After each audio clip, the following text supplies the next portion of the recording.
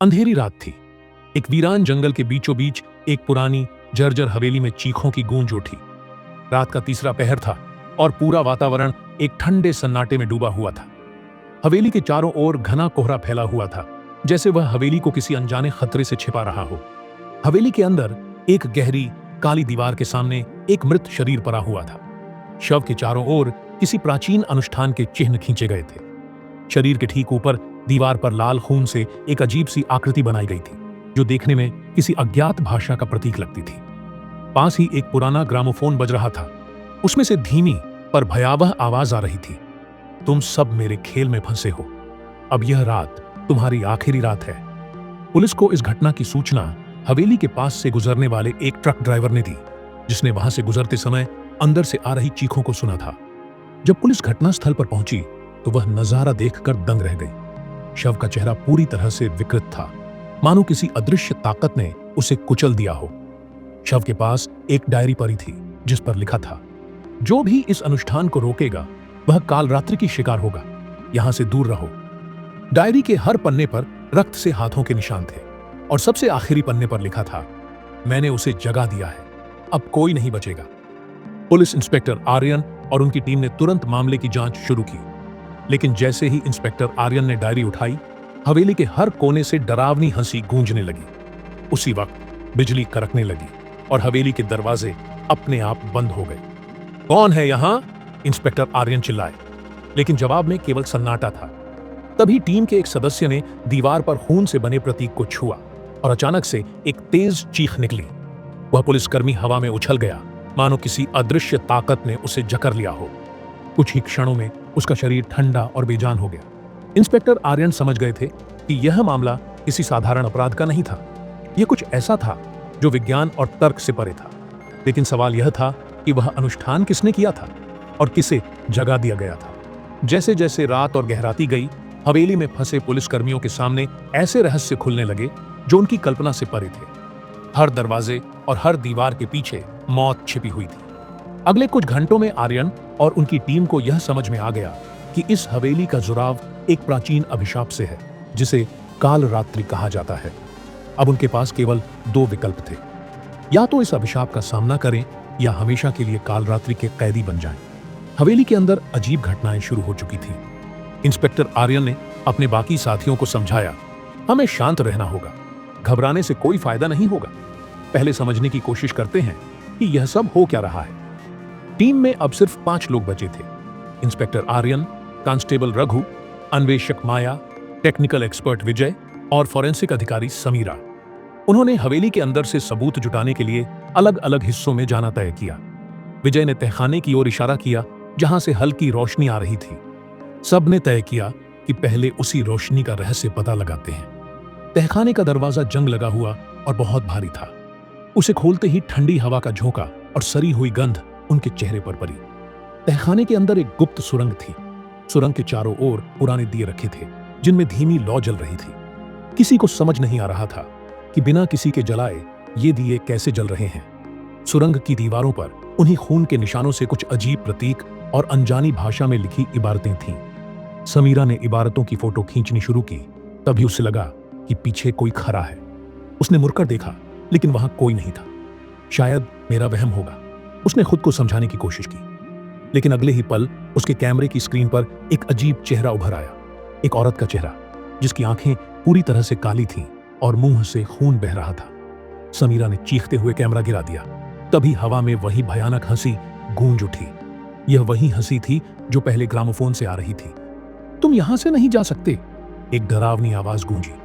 जैसे ही सभी ने समीरा की ओर भागना शुरू किया, कांस्टेबल रघु अचानक हवा में खींच लिया गया। वह सुरंग के एक कोने में धर्राम से गिरा। उसकी आंखों में डर साफ दिख रहा था। वह बार बार सिर्फ एक ही बात बोल रहा था, वो आ गई, वो आ गई, हम मारे जाएंगे। लेकिन किसके बारे में बात कर रहा था रघु? माया ने उसके कंधे पर हाथ रखा। कौन? किसकी बात कर रहे हो? रघु ने कांपते हुए जवाब दिया, कालरात्रि। उसने मुझे दिखा दिया कि हम सबका अंत क्या होगा। हमें यहां से निकलना होगा, अभी के अभी। आर्यन ने सख्ती से कहा, किसी को कहीं नहीं जाना है, हमें इस रहस्य को सुलझाना होगा। अगर भागने की कोशिश की तो यही अभिशाप हम सबका पीछा करेगा। सुरंग के अंत में एक बड़ा कक्ष था। उस कक्ष के बीचों बीच एक पत्थर की वेदी थी जिस पर एक किताब रखी हुई थी। किताब के ऊपर एक कटा हुआ इंसानी सिर रखा था जो अभी भी खून टपका रहा था। समीरा ने डरते हुए कहा, यह हाल ही में मारा गया है। आर्यन ने किताब को ध्यान से देखा। किताब बेहद पुरानी थी और उसमें वही अजीब भाषा लिखी हुई थी। विजय ने अपने लैपटॉप का उपयोग करके भाषा को समझने की कोशिश की। वह किताब एक अनुष्ठान का विवरण दे रही थी जिसे कालरात्रि जागरण कहा गया था। माया ने पूछा, यह अनुष्ठान आखिर क्यों किया गया था?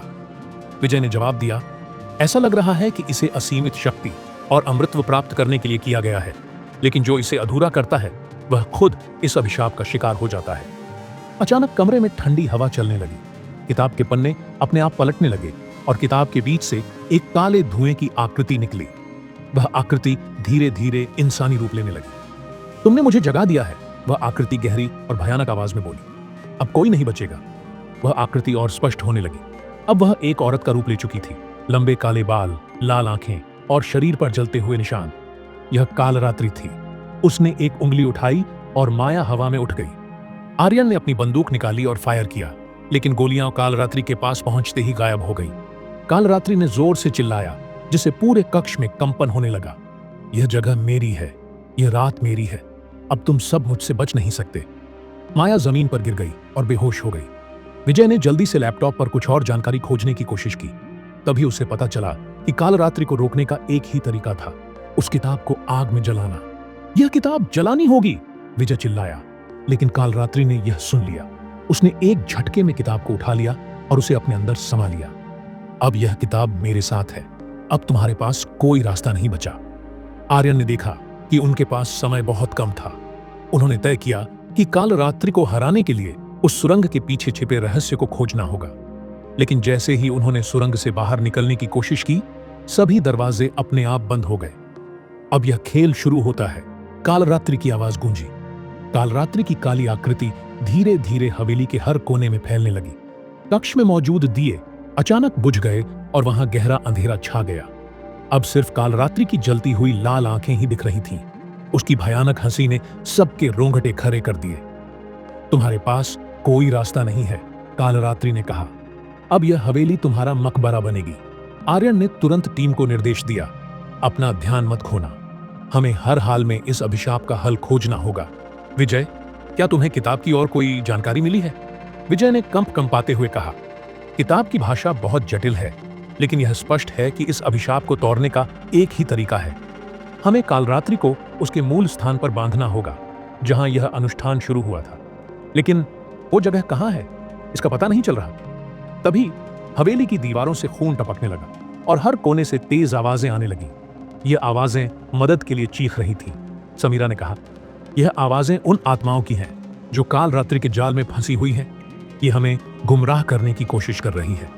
तभी एक दरवाजा जोर से खुला और हवा में किसी ने आर्यन के कान में फुसफुसाया, तुम्हें तहखाने से बाहर निकलने का रास्ता वहां मिलेगा जहां समय रुका हुआ है।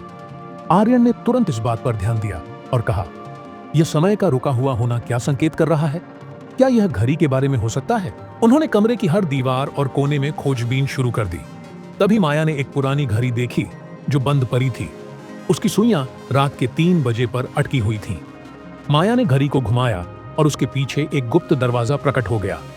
दरवाजा खुलते ही टीम ने खुद को एक और रहस्यमय कक्ष में पाया। यह कक्ष हवेली के बाकी हिस्सों से अलग था। दीवारों पर विचित्र प्रतीक उकेरे गए थे और कक्ष के बीच में एक पत्थर की वेदी थी जिस पर एक विशाल काले रंग की प्रतिमा थी। यह प्रतिमा कालरात्रि की थी। विजय ने जांच करते हुए कहा, यह कालरात्रि की पूजा का मूल स्थान है। यही वह जगह है जहां यह अभिशाप शुरू हुआ होगा। हमें यहीं कुछ करना होगा। प्रतिमा के पास एक औरत की आवाज गूंजी। यह वही कालरात्रि थी, लेकिन इस बार वह गुस्से से जल रही थी। उसने चिल्लाते हुए कहा, तुमने मेरी जगह अपवित्र कर दी है, अब तुम्हें इसका खामियाजा भुगतना होगा। कालरात्रि ने हवेली को हिलाना शुरू कर दिया। पूरा कक्ष धूल और पत्थरों से भर गया। टीम को लगा कि अब उनका अंत नजदीक है। इसी बीच माया की नजर पत्थर की वेदी पर रखे एक छोटे दीपक पर पड़ी। दीपक जल रहा था, लेकिन उसकी लौ नीली थी। माया ने कहा, यह दीपक कुछ महत्वपूर्ण है, हमें इसे बुझाना होगा। आर्यन ने दीपक की ओर कदम बढ़ाया, लेकिन कालरात्रि ने उन्हें हवा में उठाकर दीवार से पटक दिया। तभी विजय ने ध्यान दिया कि काल रात्रि का साया उस दीपक से जुड़ा हुआ था। विजय ने दीपक पर पानी डालने की कोशिश की, लेकिन यह काम नहीं किया। तभी समीरा ने एक माला निकाली जो उसने तहखाने से उठाई थी। वह माला किसी पुरानी तांत्रिक क्रिया का प्रतीक लग रही थी। उसने माला दीपक के चारों ओर लपेट दी और दीपक को बुझाने के लिए मंत्र पढ़ना शुरू किया। कालरात्रि चिल्लाई, नहीं, यह नहीं हो सकता, तुम मेरा अंत नहीं कर सकते। जैसे ही दीपक बुझा, कालरात्रि की आकृति धुएं में बदलने लगी। उसने एक अंतिम चीख मारी और गायब हो गई। हवेली अब शांत हो गई थी। सभी दरवाजे खुल गए थे। आर्यन ने गहरी सांस ली और कहा, शायद हमने इसे खत्म कर दिया है, लेकिन हमें अब इस हवेली को सील करना होगा ताकि यह शक्ति फिर कभी बाहर ना आ सके। माया ने सवाल किया, लेकिन यह सब शुरू कैसे हुआ और इस अभिशाप का असली कारण क्या था? यह रहस्य अभी भी बना हुआ था। हवेली की दीवारों में छिपे और भी कई राज थे, लेकिन अब टीम ने फैसला किया कि वे यहां और नहीं रुकेंगे। टीम ने हवेली को छोड़ दिया, लेकिन उनकी आंखों में सवाल और दिल में बेचैनी थी। हवेली अब शांत थी, लेकिन आर्यन का मन कह रहा था कि यह सब इतना आसान नहीं हो सकता। जैसे ही वे बाहर निकले, एक ठंडी हवा का झोंका आया और उनकी जीप का इंजन खुद ब खुद बंद हो गया। समीरा ने चिंता जताई, यह जगह अब भी हमें छोड़ने नहीं दे रही। विजय ने कहा, हो सकता है कि काल रात्रि का अंत अभी पूरी तरह से नहीं हुआ हो। हमें यह पता लगाना होगा कि यह सब शुरू कैसे हुआ और इसके पीछे का असली कारण क्या है। आर्यन ने अपने मुख्यालय से हवेली के इतिहास से संबंधित सभी दस्तावेज मंगवाए। उनके अंदर छिपी जानकारी ने उन्हें स्तब्ध कर दिया। हवेली कभी एक तांत्रिक कपालेश्वर की थी, जिसने कई दशकों पहले कालरात्रि को बुलाने के लिए एक भयंकर अनुष्ठान किया था। इस अनुष्ठान में उसने कई मासूम ग्रामीणों की बलि दी थी, लेकिन अनुष्ठान के दौरान ही कुछ गलत हुआ और कालरात्रि उसकी आत्मा को खा गई। तांत्रिक के मरने के बाद भी कालरात्रि की शक्ति हवेली में कैद रही। आर्यन ने दस्तावेजों से पढ़ा, कालरात्रि को पूरी तरह से खत्म करने के लिए उस तांत्रिक की आत्मा को मुक्त करना होगा जो अब भी इस हवेली में कैद है। टीम ने तय किया कि उन्हें वापस हवेली में जाना होगा। वे सभी जरूरी तैयारी करके रात के वक्त हवेली पहुंचे। हवेली में कदम रखते ही ठंडी हवा और खौफनाक खामोशी ने उनका स्वागत किया। जैसे ही वे मुख्य कक्ष में पहुंचे, दीवारों से खून फिर से टपकने लगा। हवेली की फर्श से कपालेश्वर की परछाई प्रकट हुई। उसकी आंखें गुस्से से जल रही थीं। उसने गरजते हुए कहा, तुम लोग फिर लौट आए, इस बार तुम बच नहीं पाओगे। कपालेश्वर ने अपनी शक्ति का प्रदर्शन करना शुरू किया। हवेली की दीवारें कांपने लगीं, फर्श फटने लगी और काले धुएं से कमरे भर गए। आर्यन ने जोर से कहा, हम यहां तुम्हें मुक्त करने आए हैं, लेकिन इसके लिए तुम्हें हमारी मदद करनी होगी। कपालेश्वर हंसा, मुझे मुक्त करना? मैं कालरात्रि का गुलाम हूं, मैं उसकी शक्ति के बिना कुछ नहीं। अगर तुम मुझे मुक्त करोगे तो तुम खुद उसकी कैद में फंस जाओगे। टीम ने कपालेश्वर को रोकने के लिए अंतिम उपाय सोचा। विजय ने उन दस्तावेजों में लिखे एक पुराने मंत्र का जिक्र किया, जिसे पढ़कर कपालेश्वर की आत्मा को कालरात्रि से अलग किया जा सकता था। माया ने कहा, हमारे पास दूसरा कोई रास्ता नहीं है, हमें इस मंत्र का इस्तेमाल करना ही होगा। समीरा ने मंत्र पढ़ना शुरू किया। जैसे जैसे मंत्र की ध्वनि गूंजी, हवेली की दीवारों पर उकेरे गए तांत्रिक चिन्ह जलने लगे। कपालेश्वर ने चिल्लाते हुए कहा, यह क्या कर रहे हो? यह मुझे खत्म कर देगा। आर्यन ने कहा, यह तुम्हें खत्म नहीं करेगा, यह तुम्हें मुक्त करेगा। जैसे ही कपालेश्वर की आत्मा मुक्त होने लगी, कालरात्रि ने अपने पूरे बल से हमला किया। उसकी आकृति हर कोने से उभरने लगी। हवेली का पूरा ढांचा टूटने की कगार पर था। आर्यन ने दीपक की ओर इशारा किया, जो अब फिर से जलने लगा था। उसने समीरा से कहा, दीपक को बुझाने का यही सही समय है। समीरा ने जल्दी से दीपक को पानी में डुबो दिया। दीपक की लौ बुझते ही कालरात्रि ने एक भयानक चीख मारी और उसकी आकृति हवा में बिखर गई। हवेली अब पूरी तरह शांत हो गई थी। कपालेश्वर की आत्मा ने आर्यन को धन्यवाद दिया और कहा, तुमने मुझे मुक्त कर दिया। अब यह हवेली कभी किसी को नुकसान नहीं पहुंचाएगी। आर्यन और टीम ने राहत की सांस ली। उन्होंने हवेली को हमेशा के लिए सील कर दिया और वहां से वापस लौट आए। जैसे ही टीम वापस अपने मुख्यालय पहुंची, समीरा ने अपनी जेब में कुछ ठंडा और गीला महसूस किया। उसने बाहर निकाला तो वह वही दीपक था जो उन्होंने बुझाया था। आर्यन ने कहा, यह दीपक हमारे पास कैसे आया? क्या इसका मतलब है कि कालरात्रि अभी भी पूरी तरह से खत्म नहीं हुई? तभी फिर से दीपक की लौ फिर से नीली हो उठी। दीपक की नीली लौ धीरे धीरे चमकने लगी और फिर से हवेली की यादें ताजा हो गईं। समीरा ने दीपक को हाथ में पकड़ा और घबराते हुए कहा, यह तो वही दीपक है जिसे हमने बुझाया था, फिर यह हमारे पास कैसे आ गया? आर्यन ने दीपक को गौर से देखा और फिर कहा, शायद इसका मतलब है कि काल रात्रि की शक्ति पूरी तरह से खत्म नहीं हुई, वह किसी न किसी रूप में अब भी हमारे आसपास है। हमें इसका पता लगाना होगा। समीरा ने कहा, तो फिर हमें क्या करना होगा? क्या यह हवेली फिर से हमें खींचने आएगी? हमारे पास अब दो रास्ते हैं, आर्यन ने गंभीर स्वर में कहा। या तो हम इसे तुरंत खत्म कर दें या फिर इसे हमें और कमजोर करने का मौका दें। हमें काल रात्रि के इस काले जाल से पूरी तरह मुक्ति पाने के लिए एक अंतिम उपाय खोजना होगा। टीम ने तय किया कि उन्हें अपनी खोज को और गहरे में ले जाना होगा। उन्होंने उन पुरानी तांत्रिक किताबों को और ध्यान से पढ़ने का निर्णय लिया जो हवेली से लेकर वे वापस लाए थे। रात के अंधेरे में आर्यन और विजय उस किताब के एक रहस्यमय पन्ने पर पहुंचे जिसमें लिखा था, काल रात्रि को जीतने का केवल एक तरीका है, उसकी खुद की शक्ति का उपयोग करके उसे उसके अंधेरे बंधन से मुक्त करना। यह क्या मतलब है? विजय ने सवाल किया। अगर हम उसकी शक्ति का इस्तेमाल करेंगे तो उसका खात्मा कैसे होगा? आर्यन ने किताब को एक बार और पढ़ा और समझने की कोशिश की। तभी उन्हें एक और रहस्यमय मंत्र मिला। यह मृत्युन्न भीति, यह कालरात्रेः शक्ति समाहितम करोति सैवतम कालरात्र्याः प्रभावम आत्मनम समन्वयात्। यह मंत्र एक ही बात कह रहा था, जो व्यक्ति कालरात्रि की शक्ति को अपने भीतर समेट सकता है वही उसे पूरी तरह खत्म करने में सक्षम होगा। लेकिन इसमें एक जोखिम था। यह शक्ति इतनी प्रबल थी कि जिसे भी वह शक्ति मिलती उसे उस अंधेरे और भय का सामना करना पड़ता जो काल रात्रि ने सदियों से फैलाया था। आर्यन ने सबको बताया, हमें इस शक्ति को आत्मसात करना होगा। मैं यह चुनौती स्वीकार करता हूं, लेकिन हमें एकजुट रहकर इसे तोड़ने का प्रयास करना होगा। जैसे ही आर्यन ने मंत्र का उच्चारण किया, उसके भीतर अजीब सी हलचल शुरू हो गई। उसका शरीर जलने जैसा महसूस होने लगा। उसी समय नीला दीपक अपने आप जल उठा और एक काली धुआं से रूपाकार लेने लगा। धीरे धीरे काल रात्रि की परछाई आर्यन के सामने प्रकट होने लगी। उसकी आंखें लाल हो गईं और उसके मुंह से गहरी डरावनी आवाजें निकलने लगी। तुमने क्या किया? काल रात्रि की आवाज में गुस्सा था। तुमने खुद को मेरी शक्ति दे दी। आर्यन ने मुश्किल से कहा, अगर मुझे तुम्हारी शक्ति को अपनी ओर खींचना है तो मुझे तुम्हारे अंधेरे को अंदर ले लेना होगा। तुम्हारे साथ अब कोई भी नहीं जी पाएगा। यहां से संघर्ष और तेज हो गया। आर्यन के अंदर काल रात्रि की शक्तियां समाने लगीं और उसके शरीर के भीतर ज्वाला और अंधेरा फैलने लगे। उसके आसपास का वातावरण भी बदलने लगा।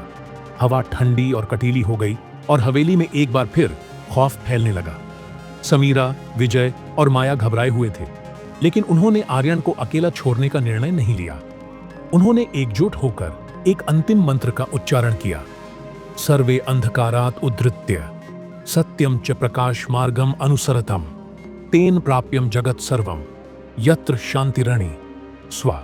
आर्यन के भीतर कालरात्रि की शक्ति अब पूरी तरह से बिखरने लगी।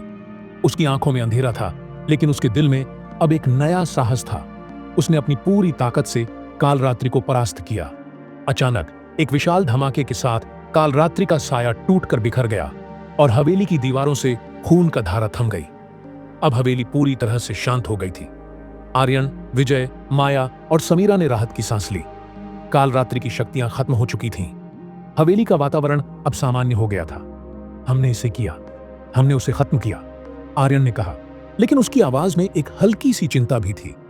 क्या वह वाकई काल रात्रि की शक्ति से पूरी तरह मुक्त हो चुका था? अब तक यह स्पष्ट हो चुका था कि काल रात्रि का असली अस्तित्व अब केवल हवेली तक सीमित था, लेकिन वह शक्ति जो आर्यन में समाई थी उसे पूरी तरह से नष्ट करना अब संभव था।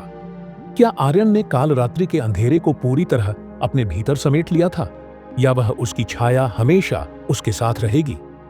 यह जानेंगे हम इस कहानी के भाग 2 में।